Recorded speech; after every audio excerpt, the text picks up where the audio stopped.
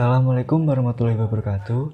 Perkenalkan, nama saya Rehan Disama Ramadhani dari kelas penyuluhan pertanian berkelanjutan 1B.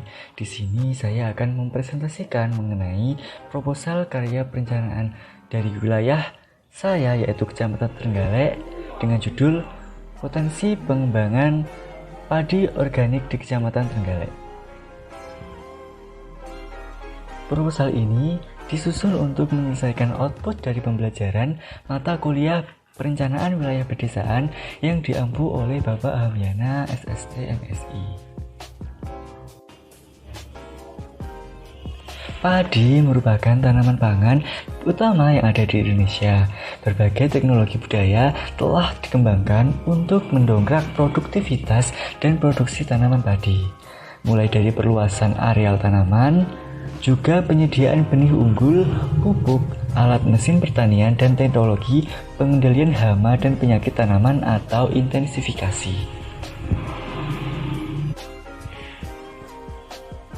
Sistem pertanian konvensional akan berdampak negatif terhadap lingkungan.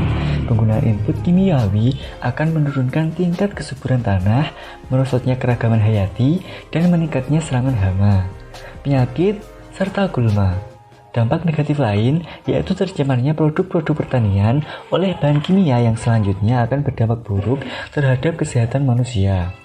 Nah, selanjutnya kesadaran masyarakat akan bahaya terhadap kesehatan dan lingkungan menyebabkan terjadinya peralihan budaya ke sistem pertanian organik. Hal ini menuntut pengembangan dalam skala luas untuk memenuhi permintaan tersebut.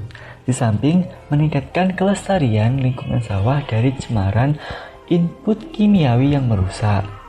Pengembangan pertanian padi sawah organik melibatkan beberapa komponen, yaitu sumber daya lahan dan sumber daya manusia. Melihat potensi sawah, sumber daya manusia petaninya, dan sumber daya organik, Kecamatan Trenggalek, Kabupaten Trenggalek memiliki potensi untuk mengembangkan pertanian padi sawah organik. Potensi dan permasalahan pengembangan padi organik di Kecamatan Trenggalek. Kecamatan Trenggalek merupakan wilayah yang berupa dataran rendah dengan luas wilayah adalah 2.682 hektar yang terdiri dari 67% merupakan lahan sawah, yaitu sebesar 1.800 hektar. Sementara bukan lahan sawah sekitar 800 hektar atau sebesar 32%.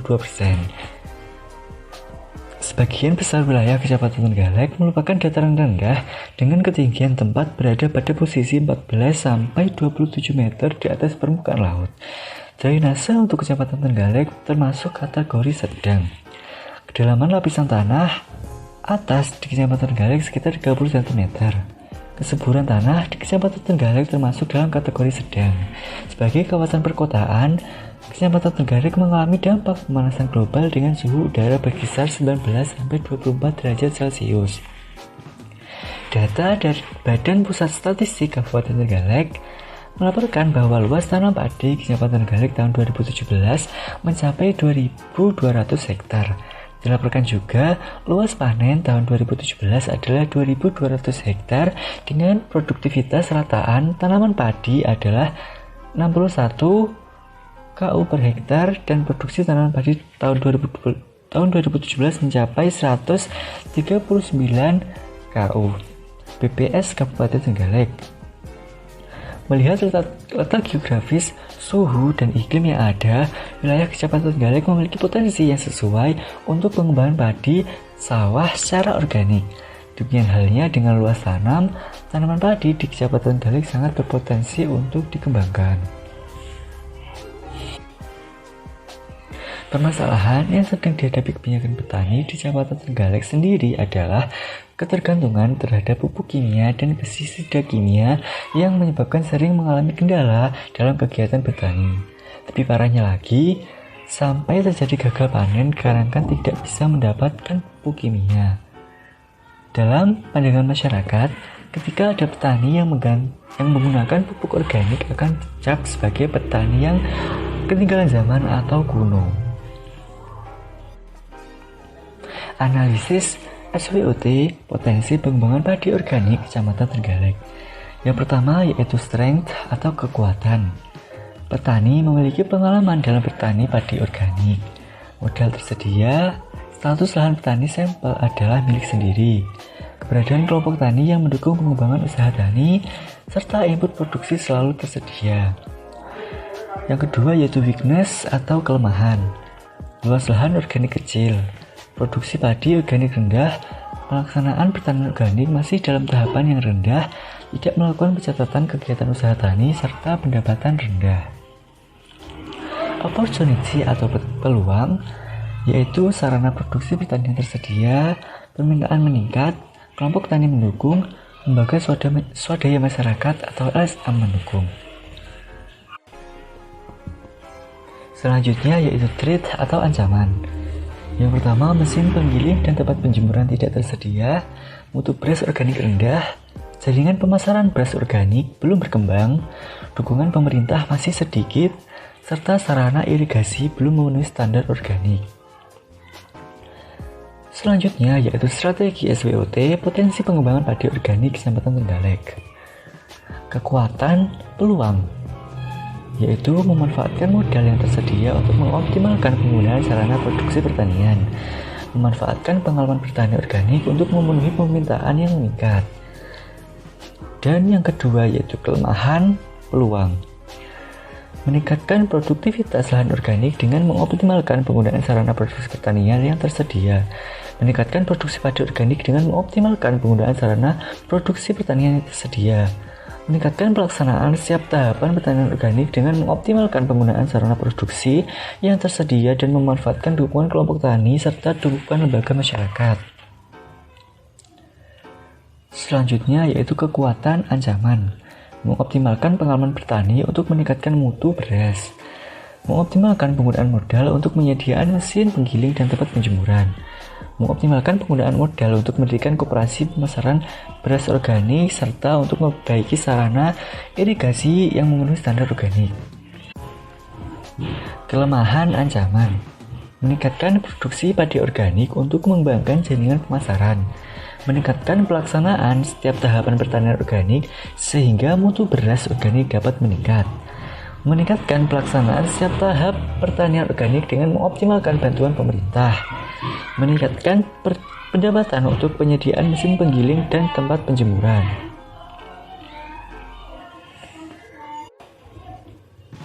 Selanjutnya yaitu bab 3 karya perencanaan, mapping di wilayah Kecamatan Trenggalek. Bisa dilihat di mapping Kecamatan Trenggalek bahwa terdapat penomoran yang artinya nomor 1, 2, dan 3 merupakan wilayah di Kecamatan Trenggalek dengan komunitas utama padi serta memiliki lahan pertanian yang luas serta paling berpotensi untuk dilakukan pengembangan padi organik. Titik hitam merupakan pusat kota atau pemerintahan Kabupaten Trenggalek di mana tempat kegiatan masyarakat berlangsung. Oleh karena itu, pemasaran dapat didistribusikan ke wilayah tersebut. Program pengembangan padi organik Kecamatan Trenggalek. Yang pertama, mempertahankan kualitas produksi dan pengembangan pasar. Pasar merupakan tempat untuk mendistribusikan padi organik kepada konsumen, sehingga mempertahankan kualitas produksi penting untuk dapat terus bersaing dan dalam upaya pengembangan pemasaran. Yang kedua, mempertahankan kontinuitas produksi untuk memenuhi permintaan. Kontinuitas produksi sangat diperlukan untuk memenuhi permintaan konsumen. Dengan produksi yang terus berlanjut diharapkan mampu mempertahankan pelanggan yang sudah ada, bahkan mampu untuk menarik lebih banyak lagi pelanggan atau konsumen. Yang ketiga yaitu meningkatkan pemasaran di bidang online. Penggunaan pasar dengan cara online dilakukan untuk meningkatkan volume penjualan dengan menawarkan produk pada pedagang atau konsumen langsung via media sosial atau elektronik sehingga dapat memperluas area permasalahan. Yang keempat yaitu perluas jaringan pasar. Adanya kerjasama dengan beberapa pedagang atau penggilingan padi di luar daerah sehingga jaringan penjualan luas. Yang kelima, optimalisasi penggunaan sarana produksi dengan modal seadanya. Sarana produksi berpengaruh dalam pengambilan keputusan dalam menjalankan pertanian padi organik, sehingga harus mengoptimalkan sarana produksi agar produk menjadi lebih baik dengan modal seadanya.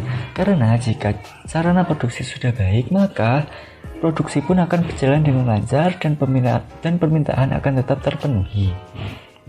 Yang keenam yaitu pelatihan bagi SDM untuk meningkatkan keterampilan serta memiliki kemampuan kinerja yang berkualitas. Pentingnya pelatihan bagi SDM, maka petani dituntut untuk memiliki kemampuan yang baik, sehingga dengan adanya pelatihan, tentu saja nantinya petani dapat bekerja menjadi lebih baik dan efektif. Selanjutnya yaitu pemberantasan hama dan penyakit secara kontinu. Hama dan penyakit pada suatu tanaman sangatlah lumrah, namun dalam penanganan hama dan penyakit ini perlu adanya tindakan secara kontinu dengan memberikan insektisida alami. Seragaman harga jual dengan peran serta pengawasan pemerintah. Harga jual yang bervariasi terutama pada pedagang pengecer dapat merugikan konsumen. Harga jual tidak dipertimbangkan dengan harga dari produsen. Dalam hal ini, perlu pengawasan pemerintah dalam menentukan standar harga jual pedagang pengecer dan berdasarkan dengan kualitas produk. Menjalin kerjasama dengan pihak terkait dalam menyikapi permodalan. Menjalin kerjasama dengan pihak terkait seperti masyarakat sekitar, pemerintah Kecamatan Galek, serta pengusaha melakukan pertemuan rutin untuk menciptakan iklim usaha yang baik antar berbagai pihak, sehingga petani dapat mengetahui sejauh mana keberhasilan mengembangkan usahanya. Dan yang terakhir, membuat alternatif pencegahan agar hama dan penyakit tidak menyerang. Untuk hama dan penyakit adalah permasalahan yang serius. Selain membuat tingkat produksi rendah, hal ini juga dapat membuat tanaman menjadi kerdil, sehingga perlu adanya penanganan khusus untuk hama ini, yaitu dengan pemberian obat secara alami. Hal yang perlu diperhatikan. Yang pertama, penentuan standar kualitas padi organik dan produktivitas agar dapat memenuhi permintaan konsumen. Produk memiliki daya saing dan menjadi sumber penghasilan utama, sehingga harus tetap dikembangkan karena petani mempunyai prospek yang baik. Sebaiknya, pengembangan pasar dilakukan dengan meningkatkan promosi dan dengan membuka pangsa pasar baru untuk mendapatkan pelanggan baru, terutama pelanggan di luar kota. Ketersediaan padi organik sebaiknya lebih terjamin melalui koordinasi dengan pihak terkait, pemasok, pemerintah, dan pedagang. Hal tersebut agar padi organik semakin laku di pasaran dan membuat masyarakat mengerti bahwa padi organik merupakan makanan yang sehat dan terhindar dari bahan kimia. Nah, itu saja yang dapat saya sampaikan pada presentasi kali ini. Kesimpulannya yaitu, Kecamatan Trenggalek memiliki potensi untuk pengembangan padi organik dari segi geografis, syarat tumbuh, dan sumber daya penunjang bahan organik. Selain itu, di Kecamatan Trenggalek juga sudah ada inisiasi perkumpulan petani dari beberapa desa yang fokus mengembangkan pertanian padi organik. Sekian, Assalamualaikum warahmatullahi wabarakatuh.